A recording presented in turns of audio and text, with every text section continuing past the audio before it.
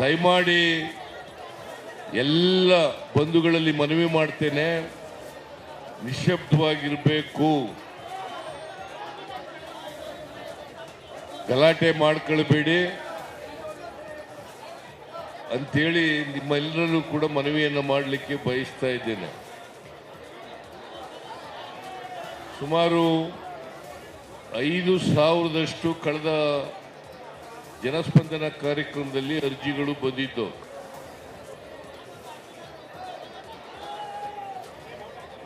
ಆ ಅರ್ಜಿಗಳಲ್ಲಿ 98% ಆ ಎಲ್ಲ ಅರ್ಜಿಗಳಿಗೂ ಕೂಡ ನಮ್ಮ ಅಧಿಕಾರಿಗಳು ಅವರ ಸಮಸ್ಯೆಗಳಿಗೆ ಪರಿಹಾರ ಕೊಡ್ತಕ್ಕಂಥ ಪ್ರಾಮಾಣಿಕ ಪ್ರಯತ್ನವನ್ನ ಮಾಡಿದ್ದಾರೆ. ಇನ್ನೊಂದು 2% ಮಾತ್ರ ಉಳಿದಿರಬಹುದು. 5,000ದಲ್ಲಿ 200 ಚಿಲ್ಲರೆ ಅರ್ಜಿಗಳು ಮಾತ್ರ ಉಳಿದಿದ್ದಾವೆ. ಅವು ಕೂಡ ಕೆಲವೇ ದಿನಗಳಲ್ಲಿ ಇತ್ಯರ್ಥ ಆಗ್ತವೆ. ಸೊ ಇದು 2ನೇ ಜನಸ್ಪಂದನ ಕಾರ್ಯಕ್ರಮ. ಸುಮಾರು 10,000ಕ್ಕೂ ಹೆಚ್ಚು ಜನರು ತಮ್ಮ ಸಮಸ್ಯೆಗಳನ್ನ ಒತ್ತು ಇಲ್ಲಿ ಬಂದಿದ್ದೀರಿ. ನಿಮ್ಮ ಸಮಸ್ಯೆಗಳನ್ನ ನಾನು ನಿಮ್ಮ ಸ್ಥಳಕ್ಕೆ ಬಂದು, ನೀವಿರ್ತಕ್ಕಂಥ ಜಾಗಕ್ಕೆ ಬಂದು ನಿಮ್ಮನ್ನೆಲ್ಲ ಭೇಟಿ ಮಾಡಿ ಅರ್ಜಿಗಳನ್ನು ಸ್ವೀಕಾರ ಮಾಡ್ತಕ್ಕಂಥದ್ದು, ನಿಮ್ಮ ಸಮಸ್ಯೆಗಳನ್ನ ಆಲಿಸ್ತಕ್ಕಂಥದ್ದು. ಅದಕ್ಕೆ ಸರ್ಕಾರ ಪರಿಹಾರವನ್ನು ಒದಗಿಸ್ತಕ್ಕಂಥ ಕೆಲಸವನ್ನ ಮಾಡ್ತದೆ ಅಂತಕ್ಕಂಥ ಮಾತುಗಳನ್ನು ಹೇಳಲಿಕ್ಕೆ ಬಯಸ್ತಾ ಇದ್ದೇನೆ. ಇಲ್ಲಿವರೆಗೆ ನಮ್ಮ ಸರ್ಕಾರ ಬಂದ ಮೇಲೆ ಎಲ್ಲ ಜಿಲ್ಲೆಗಳಲ್ಲಿ ಎಲ್ಲ ಜಿಲ್ಲಾ ಮಂತ್ರಿಗಳು ಕೂಡ 108 ಜನಸ್ಪಂದನ ಕಾರ್ಯಕ್ರಮಗಳನ್ನು ಮಾಡಿದ್ದಾರೆ. ನಮ್ಮ ಉದ್ದೇಶ ಸರ್ಕಾರವನ್ನ ಜನರ ಬಳಿಗೆ ಕೊಂಡೊಯ್ಯಬೇಕು ಅಂತಕ್ಕಂಥದ್ದು ಉದ್ದೇಶ. ಆಡಳಿತ ಇಲ್ಲಿ ಬೆಂಗಳೂರಿನಲ್ಲಿ ಇರಬಾರದು, ಅದು ಜನರ ಬಳಿಗೆ ಹೋಗ್ಬೇಕು, ಜನರ ಸಮಸ್ಯೆಗಳಿಗೆ ಸ್ಪಂದಿಸಬೇಕು ಅಂತಕ್ಕಂಥದ್ದು ನಮ್ಮ ಸರ್ಕಾರದ ಉದ್ದೇಶ. ಯಾಕಂತಂದ್ರೆ ನಾನು ಅನೇಕ ಸಾರಿ ನೋಡಿದ್ದೇನೆ.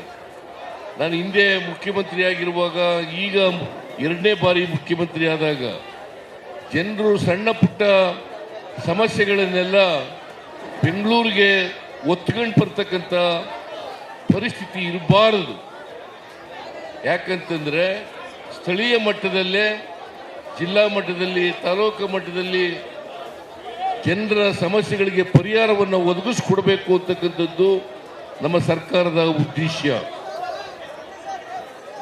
ಒಂದು ವೇಳೆ ತಾಲೂಕು ಮಟ್ಟದಲ್ಲಿ, ಜಿಲ್ಲಾ ಮಟ್ಟದಲ್ಲಿ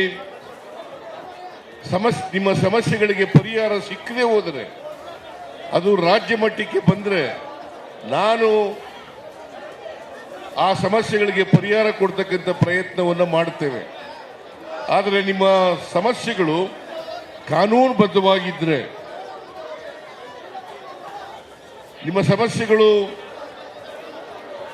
ಪರಿಹಾರ ಮಾಡ್ತಕ್ಕಂಥ ರೀತಿಯಲ್ಲಿ ಇದ್ರೆ, ಆ ಎಲ್ಲ ಸಮಸ್ಯೆಗಳಿಗೂ ಕೂಡ ಪರಿಹಾರ ಸಿಕ್ಕೇ ಸಿಗ್ತದೆ ಅಂತಕ್ಕಂಥ ಮಾತುಗಳನ್ನು ಹೇಳಲಿಕ್ಕೆ ಬಯಸ್ತಾ ಇದ್ದೇನೆ.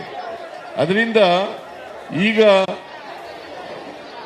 ನೀವು ನವೆಂಬರ್ 27ನೇ ತಾರೀಕು ಕೊಟ್ಟಿದ್ದಂಥ ಅರ್ಜಿಗಳಿಗೆ 98% ಪರಿಹಾರ ಆಗಿದೆ ಅಂತಂದ್ರೆ, ಬಹುತೇಕವಾಗಿ ಎಲ್ಲ ಸಮಸ್ಯೆಗಳಿಗೂ ಕೂಡ ಪರಿಹಾರವನ್ನು ಕೊಡ್ತಕ್ಕಂಥ ಪ್ರಯತ್ನವನ್ನು ಮಾಡಿದ್ದೀವಿ. ನಾನು ಅಧಿಕಾರಿಗಳಿಗೆ ಸ್ಪಷ್ಟ ಸೂಚನೆಯನ್ನು ಕೊಟ್ಟಿದ್ದೇನೆ. 3 ತಿಂಗಳೊಳಗಡೆ ಎಲ್ಲ ಅರ್ಜಿಗಳ ವಿಲೇವಾರಿ ಬೇಕು, ಅವರ ಸಮಸ್ಯೆಗಳಿಗೆ ಪರಿಹಾರವನ್ನು ಕೊಡಬೇಕು. ಒಂದು ವೇಳೆ ಕಾನೂನು ರೀತಿಯ ಕೊಡ್ಲಿಕ್ಕೆ ಆಗದೆ ಹೋದ್ರೆ, ಆಗ್ಲಿಕ್ಕೆ ಆಗದೆ ಹೋದ್ರೆ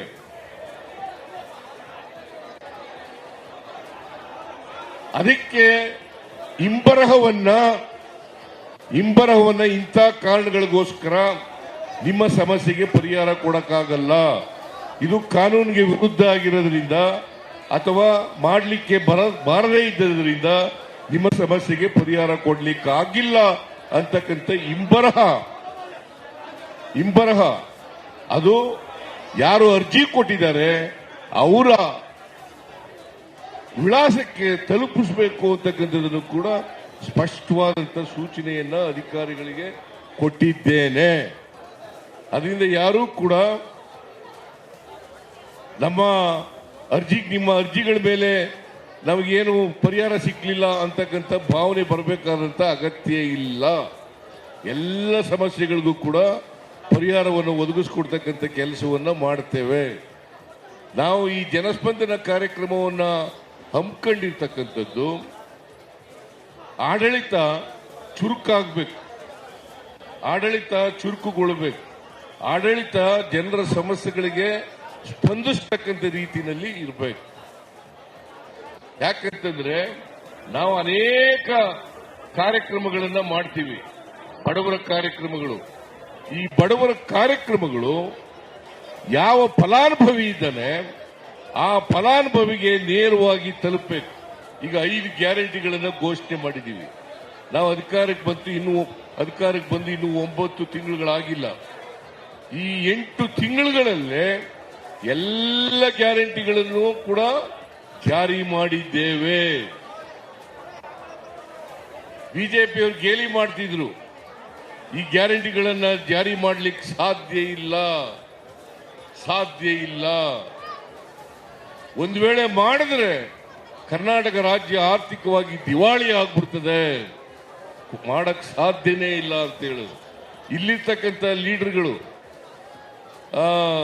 ವಿರೋಧ ಪಕ್ಷದಲ್ಲಿರ್ತಕ್ಕಂಥ ಲೀಡರ್ಗಳು,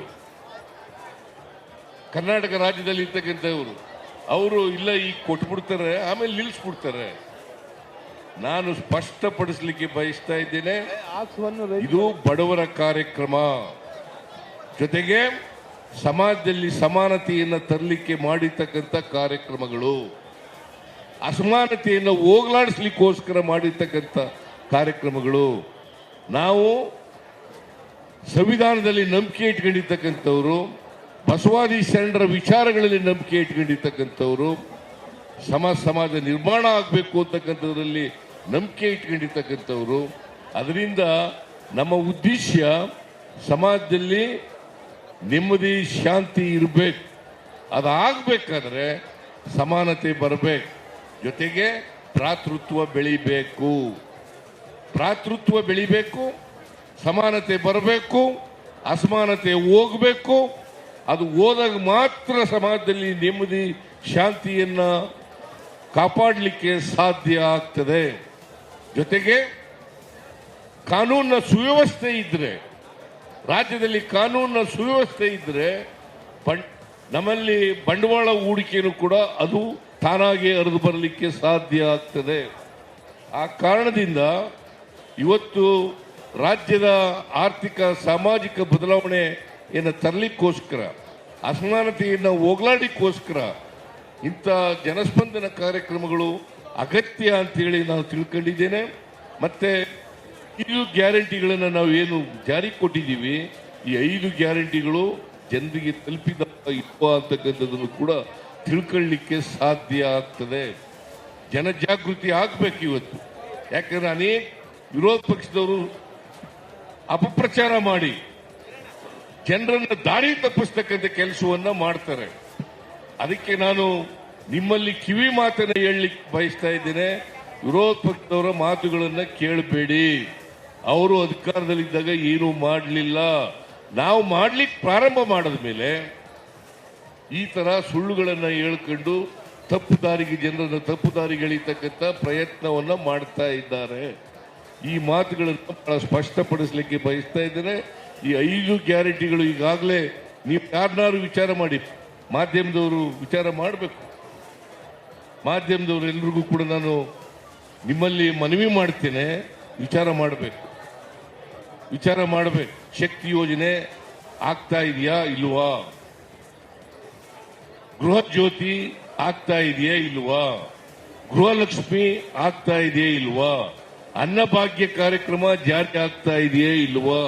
ಯುವ ನಿಧಿ ಕಾರ್ಯಕ್ರಮ ಜಾರಿ ಆಗ್ತಾ ಇದೆಯೇ ಇಲ್ವಾ? ಇವನ್ನ ನೀವು ವೆರಿಫೈ ಮಾಡಬೇಕು. ಜನರ ಬಳಿ ಹೋಗ್ಬೇಕು, ಜನರನ್ನ ಕೇಳಬೇಕು. ನಾನು ಅನೇಕ ಸಭೆಗಳಲ್ಲಿ ಜನರ ಜೊತೆ ಮಾತನಾಡುವಾಗ ಕೇಳ್ತಾ ಇರ್ತೀನಿ, ನಿಮಗೆ ಶಕ್ತಿ ಯೋಜನೆಯಿಂದ ಉಪಯೋಗ ಆಗಿದೆಯಾ? ಅನ್ನಭಾಗ್ಯ ಕಾರ್ಯಕ್ರಮದಿಂದ ಉಪಯೋಗ ಆಗಿದೆಯಾ? ಗೃಹ ಜ್ಯೋತಿ ಕಾರ್ಯಕ್ರಮದಿಂದ ಉಪಯೋಗ ಆಗಿದೆಯಾ? ಗೃಹಲಕ್ಷ್ಮಿ ಯೋಜನೆಯಿಂದ ಉಪಯೋಗ ಆಗಿದೆಯಾ? ಯಾರಿಗೆ ಬಂದಿದೆ? ಕೈ ಎತ್ತಿ ಬಂದಿದ್ದರೆ ಕೈ ಎತ್ತಿ ಅಂತೇಳಿ ಅನೇಕ ಸಾರ್ವಜನಿಕ ಸಭೆಗಳಲ್ಲಿ ನಾನು ಕೇಳಿದ್ದೀನಿ. ಜನರು ಅದಕ್ಕೆ ಸ್ಪಂದನೆಯನ್ನ ಮಾಡಿದ್ದಾರೆ. ಅದರ ಅರ್ಥ ಈ ಕಾರ್ಯಕ್ರಮಗಳು ಜಾರಿ ಆಗ್ತಾ ಇದ್ದಾವೆ. ಮತ್ತೆ ನಾನು ಸ್ಪಷ್ಟಪಡಿಸಲಿಕ್ಕೆ ಬಯಸ್ತಾ ಇದ್ದೇನೆ, ಇನ್ನೊಂದು ಆರೋಪ ಮಾಡ್ತಾರೆ ವಿರೋಧ ಪಕ್ಷದವರು. ಏನಪ್ಪಾ ಅಂತಂದ್ರೆ, ಈ ಕಾರ್ಯಕ್ರಮಗಳನ್ನು ಮಾಡಿಬಿಟ್ಟು ಬೇರೆ ಅಭಿವೃದ್ಧಿ ಕೆಲಸಗಳು ಮಾಡಲಿಕ್ಕೆ ಹಣ ಇಲ್ಲ ಈ ಸರ್ಕಾರದಲ್ಲಿ. ಇವು ಅಭಿವೃದ್ಧಿ ಕೆಲಸಗಳಲ್ವಾ? 5 ಗ್ಯಾರಂಟಿಗಳು ಮಾಡಿರ್ತಕ್ಕಂಥ ಅಭಿವೃದ್ಧಿ ಕೆಲಸಗಳಲ್ವಾ? ಹಣ ಖರ್ಚು ಮಾಡೋದು ಇದಕ್ಕೆ ಈ ಅಭಿವೃದ್ಧಿ ಕೆಲಸಗಳಿಗಲ್ವಾ? ಜನರ ಬಡತನ ಹೋಗ್ಲಾಡಿಸ್ಲಿಕ್ಕಲ್ವಾ? ಸಮಾನತೆಯನ್ನು ತರಲಿಕ್ಕಲ್ವಾ? ಅವರಿಗೆ, ಈ ವಿರೋಧ ಪಕ್ಷದವರಿಗೆ ಅಭಿವೃದ್ಧಿ ಅಂದ್ರೆ ಗೊತ್ತಿಲ್ಲ, ಅವರಿಗೆ ಸಮಾನತೆ ಅಂದ್ರೆ ಗೊತ್ತಿಲ್ಲ, ಸಾಮಾಜಿಕ ನ್ಯಾಯ ಅಂದ್ರೆ ಗೊತ್ತಿಲ್ಲ. ಹಾಗಾಗಿ ಇಂಥ ಕ್ಷುಲ್ಲಕ ಮಾತುಗಳನ್ನ ಆಡ್ತಾರೆ ಅಂತಕ್ಕಂಥ ಮಾತುಗಳನ್ನ ತಮಗೆ ತಿಳಿಸ್ಲಿಕ್ಕೆ ಬಯಸ್ತಾ ಇದ್ದೇನೆ. ಈಗ ನಾನೇ ನೀವಿರ್ತಕ್ಕಂಥ ಜಾಗಕ್ಕೆ ಬರ್ತೀನಿ, ಅರ್ಜಿಗಳನ್ನು ಸ್ವೀಕಾರ ಮಾಡ್ತೀನಿ. ಅದಕ್ಕೆ ಎಲ್ಲ ಅರ್ಜಿಗಳಿಗೂ ಕೂಡ ಎಲ್ಲ ಅಧಿಕಾರಿಗಳು ಕೂಡ ಇದ್ದಾರೆ. ಎಲ್ಲ ಅಧಿಕಾರಿಗಳು ಕೂಡ ನಿಮ್ಮ ಅರ್ಜಿಗಳಿಗೆ ಅಟೆಂಡ್ ಮಾಡಿ ನಿಮ್ಮ ಸಮಸ್ಯೆಗಳಿಗೆ ಪರಿಹಾರ ಕೊಡ್ತಕ್ಕಂಥ ಕೆಲಸವನ್ನ ಮಾಡ್ತಾರೆ ಅಂತಕ್ಕಂಥ ಮಾತುಗಳನ್ನು ಹೇಳಲಿಕ್ಕೆ ಬಯಸ್ತೇನೆ. ಮತ್ತೆ ಈಗಾಗಲೇ ನಮ್ಮ ಎಲ್ಲ ಜಿಲ್ಲಾ ಮಂತ್ರಿಗಳಿಗೂ ನಾನು ಸೂಚನೆಯನ್ನು ಕೊಟ್ಟಿದ್ದೀನಿ, ನಿಮ್ಮ ಜಿಲ್ಲೆಗಳಲ್ಲಿ ಜನಸ್ಪಂದನ ಕಾರ್ಯಕ್ರಮ ಮಾಡಿ.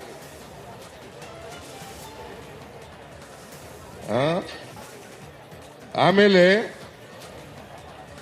ನೀವು ಎಲ್ಲೆಲ್ಲಿ ಕೂತಿದ್ದೀರಿ ಅಲ್ಲೇ ಬರ್ತೀನಿ, ಅಲ್ಲೇ ಬಂದು ಅರ್ಜಿಗಳನ್ನು ಸ್ವೀಕಾರ ಮಾಡಿ ನಿಮಗೆ ನಿಮ್ಮ ಸಮಸ್ಯೆಗಳಿಗೆ ಸ್ಥಳದಲ್ಲೇ ಪರಿಹಾರ ಕೊಡಲಿಕ್ಕೆ ಸಾಧ್ಯ ಆದರೆ ಕೊಡ್ತೀವಿ. ಇಲ್ಲದೆ ಹೋದ್ರೆ ಕೆಲವೇ ಅಕ್ನಾಲೆಜ್ಮೆಂಟ್ ಕೂಡ ಕೊಡ್ತೀವಿ ನಿಮಗೆ. ನಾವು ನಿಮಗೆ ಪರಿಹಾರ ಕೊಡ್ತಕ್ಕಂಥ ಕೆಲಸವನ್ನ ಮಾಡಿಕೊಡ್ತೇವೆ. ಅದಕ್ಕೋಸ್ಕರನೇ ಇದು ಮಾಡಿರ್ತಕ್ಕಂಥದ್ದು. ಒಟ್ಟಾರೆಯಾಗಿ ಈ ಸರ್ಕಾರ, ಕಾಂಗ್ರೆಸ್ ಸರ್ಕಾರ, ನಮ್ಮ ಸರ್ಕಾರ ಬಡವರ ಪರವಾಗಿದೆ, 7 ಕೋಟಿ ಕನ್ನಡಿಗರ ಪರವಾಗಿದೆ, 7 ಕೋಟಿ ಕನ್ನಡಿಗರ ಪರವಾಗಿದೆ. ಕನ್ನಡಿಗರ ಹಿತ ಕಾಯ್ತಕ್ಕಂಥದ್ದೇ ನಮ್ಮ ಕೆಲಸ, ನಮ್ಮ ಕರ್ತವ್ಯ ಅಂತಕ್ಕಂಥ ಮಾತುಗಳನ್ನ ಸಂದರ್ಭದಲ್ಲಿ ಹೇಳಿ ನಾನು ಹೆಚ್ಚು ಭಾಷಣ ಮಾಡಲಿಕ್ಕೆ ಹೋಗಲ್ಲ. ಮೊದಲ ಮಾತುಗಳಾಗಿ ಇದನ್ನು ಹೇಳಿ ನಾನೀಗ ನಿಮ್ಮ ಎಲ್ಲಿ ಕೂತಿದ್ದೀರಿ ಆ ಜಾಗಕ್ಕೆ ಬರ್ತೀನಿ ಅಂತಕ್ಕಂಥ ಮಾತುಗಳನ್ನ ಹೇಳಿ ನನ್ನ ಮಾತನ್ನು ಮುಗಿಸ್ತೇನೆ. ನಿಮ್ಮೆಲ್ಲರಿಗೂ ನಮಸ್ಕಾರ, ನಿಮ್ಮೆಲ್ಲರಿಗೂ ಸ್ವಾಗತ, ನಿಮ್ಮೆಲ್ಲರಿಗೂ ಸ್ವಾಗತ, ನಿಮ್ಮೆಲ್ಲರಿಗೂ ಸ್ವಾಗತ.